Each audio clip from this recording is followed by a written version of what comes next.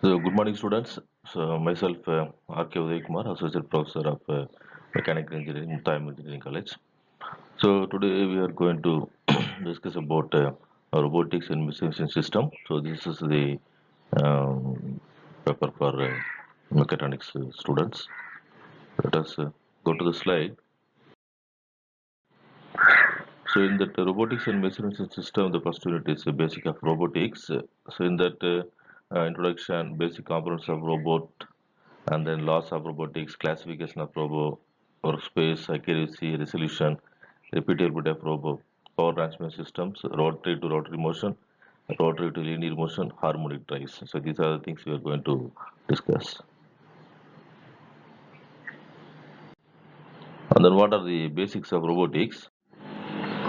So the robotics is a word. Actually, it originated in the science fiction by a writer. So that was the first time the word originated. So the word robo was coined by a playwright that is in Czechoslovakia around 1920 during an English translation of a Czech play. So for that only they used the word first time robo, which is meant a server, that is a machine which will serve according to the human needs. So that was the time when the word robo was coined. So where these early robots were used, they were used in the repetitive tasks like welding, spray painting, and then any other works which could not be done by humans repetitively. So and then after that usage of robots in the industry, so for the past last 2 decades, the robots used as a pets and then for providing service to the humans or service to the other material handling equipments. So in that, the hard robots were called as manipulator arms, and then the soft robot or bots they were called as virtual characters. So where they were used is in the virtual characters. They were called as bots. So what is meant by automation? So in that automation only the term robotics is coming. So what is meant by automation? Automation is the technology that is concerned with the use of mechanical, electronic, and computer-based systems in the operation and the control of production.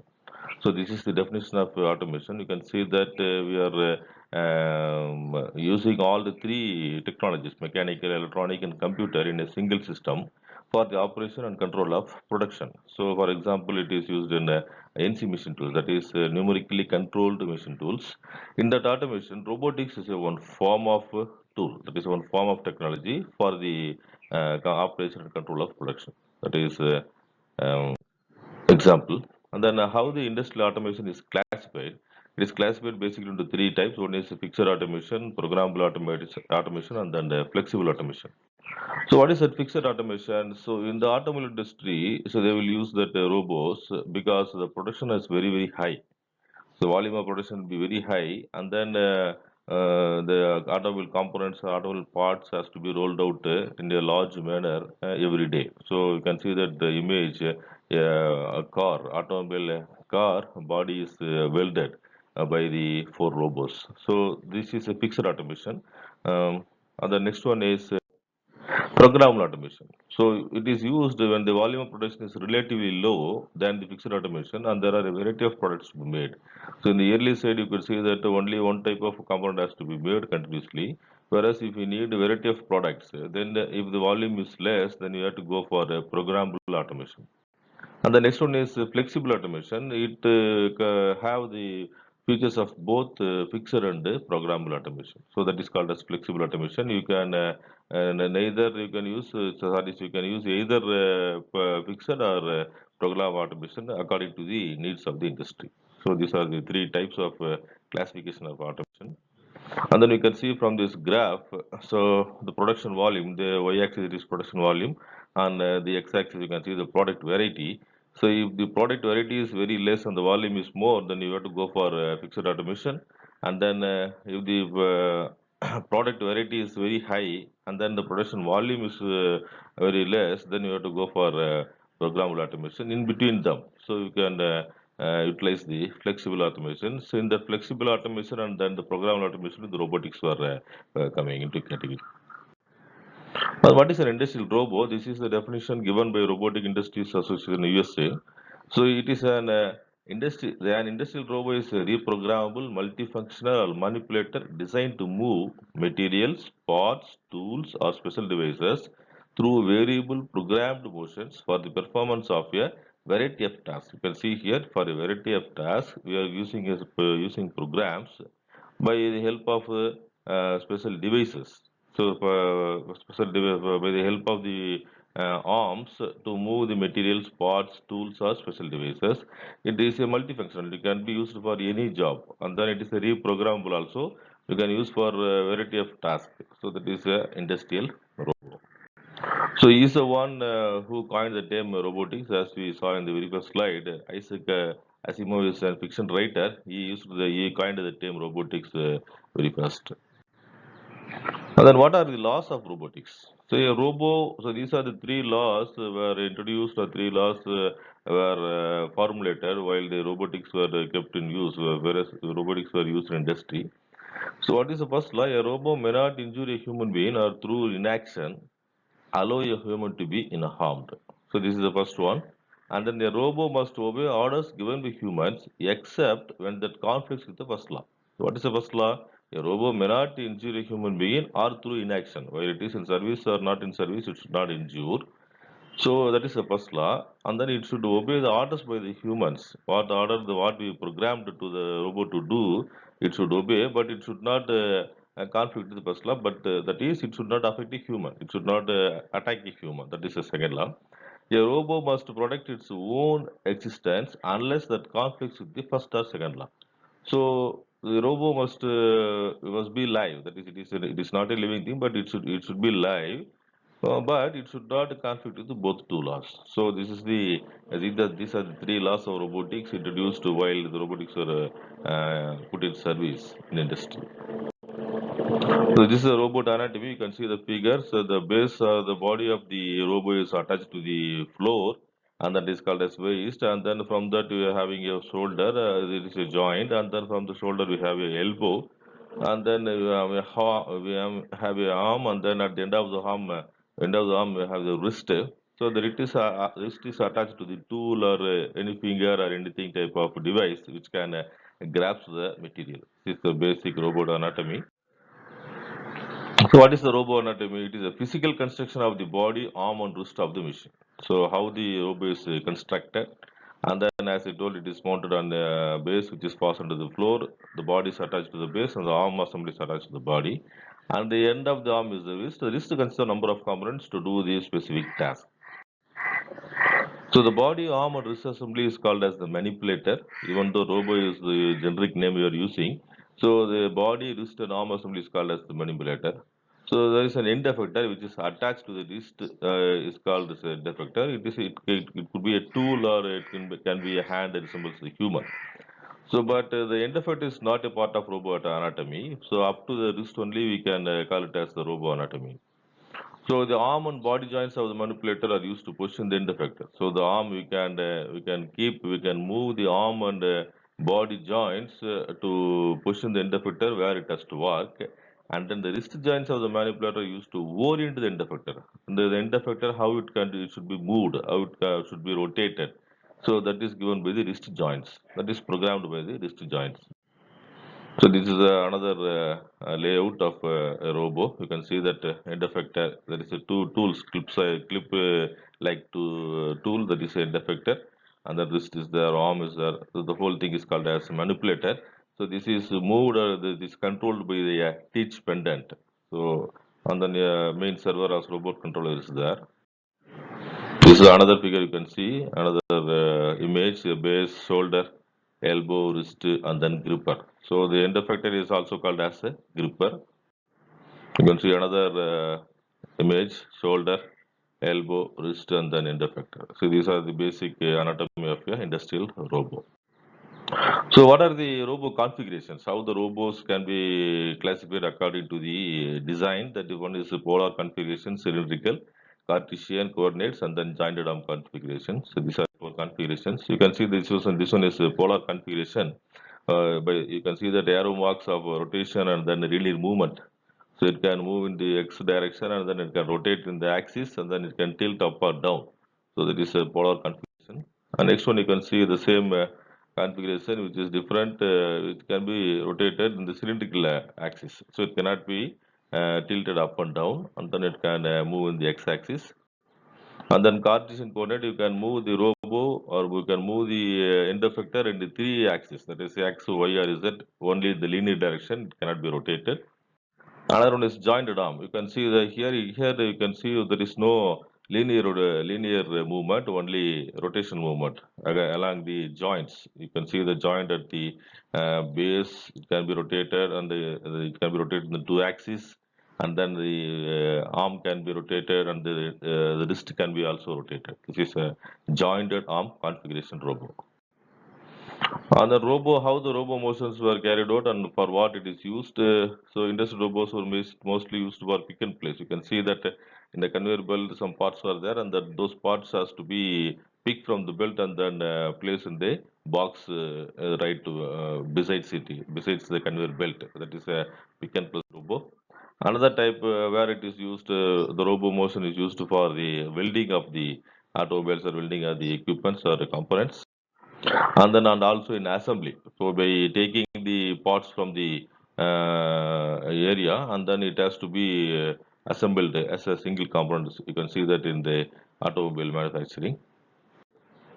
And then robo move its body, arm, or wrist through a series of motion and position. As we saw there, the robo will move the arm, wrist, and then the body through series of motions and then position. That is in the with respect to the three axes. So the end effector perform a specific task because the arm and body wrist will move, but the task has to be done by the end effector. So this is based upon a concept called the degrees of freedom. So what is the degrees of freedom? The individual joint motions associated with the performance of a task. How the joints are moving, in how many direction and how many ways, that is called as degrees of freedom.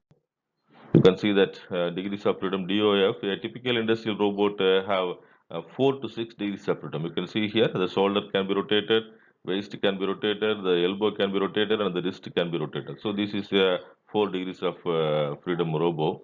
And the very important thing is the opening and closing of the gripper, similar to our finger. So the gripper will open and close. So the gripper will open and close. So that will not be the degrees of freedom. So only the movement of the other parts of the body, other parts of the robot is considered as degrees of freedom. So this is the degrees of freedom or movement against the axis of a robot with respect to humans. You can see the waist movement, shoulder movement, elbow movement. With respect to human motions, the robot can also move. So waist rotating, wrist bending, and then a six-axis fingertip closing and opening. Sorry, fingertip rotating. So this is with respect to human actions. Another one is the other image. You can see that six-axis movement. How the six-axis of a robot or manipulator can be moved, in which direction or it can be rotated. So the robo motions are accomplished by means of powered joint. Power joint means the joints were given a drive, that is power drive, so that it can rotate or move by some means. So if the three joints, if there are three joints, it can be moved by the action of arm and body. And then for actuating the wrist, you need the two or three joints. So by moving the two or three joints, you can actuate the wrist. By moving or by powering the three joints, the arm and body can be actuated or it can be moved. So these are the then the links between the joints, between the two joints there are links. So these are the rigid members connects the manipulator joints. So that we can see that in the previous slide.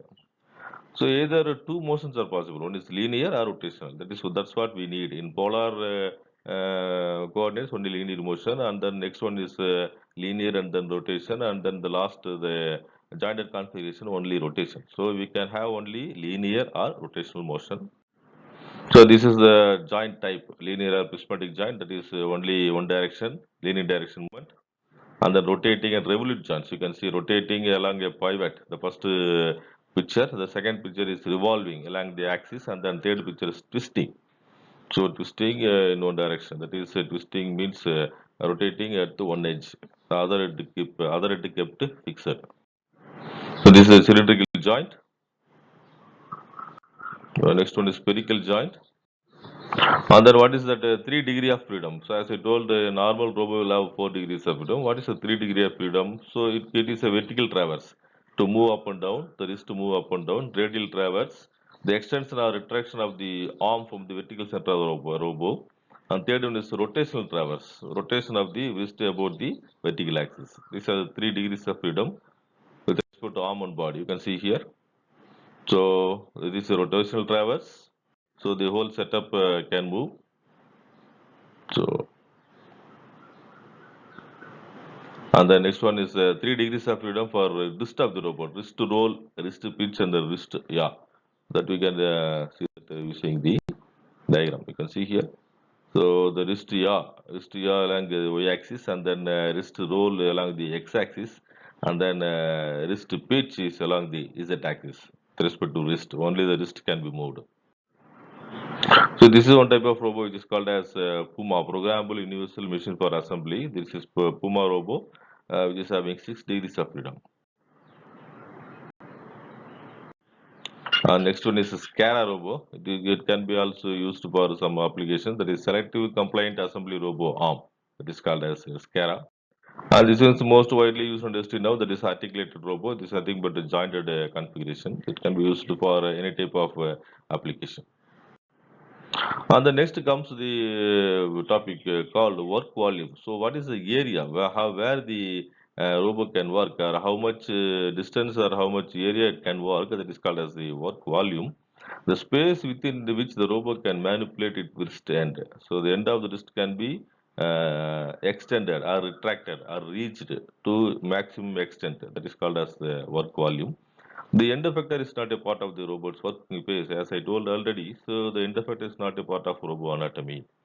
So what are the physical characteristics? That is, the robot physical configuration, size of the body and wrist components, the limits of the robot's joint movement. These are the physical characteristics determining the work volume. You can see this image. This is the work volume. For the first image, you can see that for a articulated robot or jointed configuration robot, so that sphere, the spherical shape shaded area is the work volume. Within that sphere only the robot can move. On the next diagram, next picture also you can see here that this is such a sphere, but the top portion it cannot move. So in the top area it cannot work. It cannot extend its arm. So this is the work volume. So you can see that this is a polar work volume.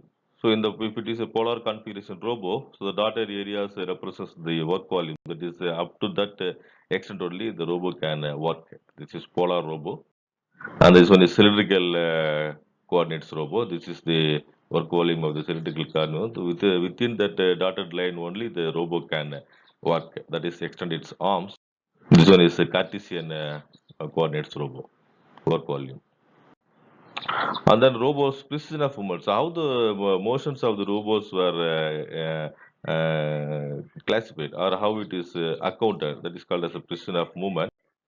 The robot is expected to perform repeated tasks in a real world. That is the main purpose why the robots were invented. So its performance is measured by its ability to position and orient the end effector at the desired location at a large number of times. Repeatedly, it has to do at the same time at the same position. So for a number of times. So that is called as precision, which is a function of three features. One is spatial resolution, accuracy, and the repeatability. So what is a spatial resolution? So the smallest increment of movement which robot can divide its work volume. Suppose if it has to move for 1 meter, the 1 meter has to be divided into smallest increments. So as 1 mm or 2 mm or 3 mm up to 1 meter, it has to move in smallest increments. So that depends on two factors. One is the system's total resolution, and then the robot mechanical inaccuracies. Depending upon these two factors only, the spatial resolution can be achieved. This one is the accuracy. What is an accuracy? It is an ability to position its wrist end at a desired target point. You can see the target point. So the deviation from the target point is called as the accuracy. So where it is presented, where the robot wrist end is given, or where it is present is called as the accuracy. The distance or the deviation is called as resolution, control resolution. And the repeatability, the ability to position its wrist or an end effector attached to this at a point in space that has previously taught to the robot. So where we taught or where we programmed the robot to keep its end effector, that is our wrist end, it's called as the repeatability. You can see that from this diagram. And then these are the three factors: accuracy, repeatability, and resolution. How they were dependent. That is, accuracy will ensure that the robot's wrist is placed correctly, whether it with the as per dimension, whether it is placed. That is accuracy. Repeatability is ensure that the tasks are done repeatedly with ease, without any backlog or without any fault. Resolution will help make small adjustments during this process to ensure that the accuracy is on point. That is a resolution. The next one is power transmission systems for industrial robots. So how the power is transmitted to industrial robots? So the power transmission performs two functions. One is transmit power at a distance and act as a power transformer. So there are a number of ways to perform mechanical power transmission. This includes belts, pulleys, chains, and sprockets, gears, transmission shafts, and screws. By this type of mechanism, we can transmit the power to the joints. You can see here the belt drives, chain and sprocket, and then shafts, and then screws, and then gears. These are the ways to transfer power to the joints to move the links or move the members. So these are the gears we are used. The sample of gears we are used in the robot. So it is used to transfer rotary motion from one shaft to another shaft. That may be between parallel shaft, interchanging shaft, or skewed shafts. So the common type or simple type were called as spur gears. That's what we saw there. So this is a spur gear train, and then how the spur gear train is used on what are the design elements: gear ratio, speed ratio, and then output torque. The next one is power screw. You can see this power screw. So it is used to convert rotary motion to linear motion. So earlier we saw that rotary motion from one shaft to another shaft. Here the rotary motion of one member is converted into linear motion. That is defined by a term called pitch. What is the pitch? The distance that the screw travels in a single rotation. This is the formula. The next one is harmonic drives. Harmonic drives means the it lies or it is having very good efficiency. You can see here. We can see that harmonic drives by using by that diagram.